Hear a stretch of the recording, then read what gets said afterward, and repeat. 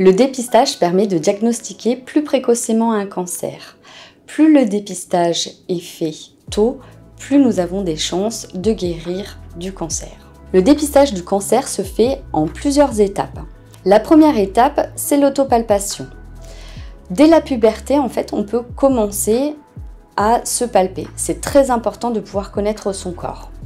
Pour les jeunes femmes, on peut faire l'autopalpation plutôt en général une semaine après les règles pour être vraiment efficient.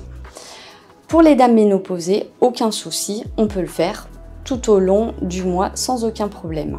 Concernant l'autopalpation, il est important d'être bien positionné. Vous pouvez également le faire devant un miroir. En général, on va le faire une première fois debout et ensuite, si la poitrine est assez généreuse, c'est bien de pouvoir être allongé.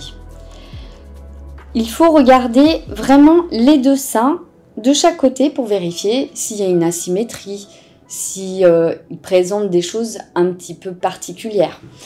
On va vérifier l'aspect du sein. On peut retrouver un aspect peau d'orange, une petite fossette au niveau du sein. Il va falloir aussi regarder s'il n'y a pas un écoulement. N'hésitez pas à pincer pour vérifier au niveau du téton. Il faut faire par cadran. Vous allez vous imaginer qu'en fait votre sein, c'est comme une horloge pour éviter effectivement d'oublier des zones. Et on va faire dans le sens des aiguilles d'une montre. Et on va palper avec le plat de la main, en général plutôt ces trois doigts-là. Il faut bien aller palper et vérifier tout du long. Et comme je vous ai dit, faire par cadran, sans oublier bien sûr les aires axillaires. Et on va en retrouver aussi ici. Quand on cherche au niveau axillaire, c'est pour vérifier qu'il n'y ait pas de ganglion particulier. Une fois qu'en fin de compte vous avez fait tout ça, n'hésitez pas à reproduire effectivement, comme je vous ai dit, plutôt allongé. Et s'il y a le moindre doute, il faut aller consulter. La deuxième étape consiste en un suivi gynécologique régulier, une fois par an pour toutes les femmes à partir de l'âge de la puberté.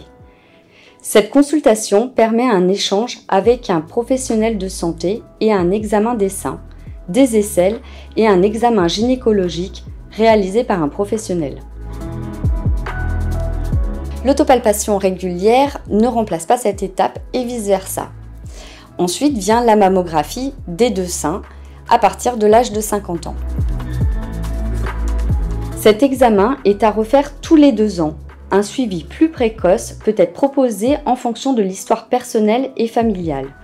Une échographie ne remplace pas la mammographie qui reste l'examen de référence. Ces 3 étapes permettent un diagnostic précoce et une prise en charge la plus simple possible et la plus courte.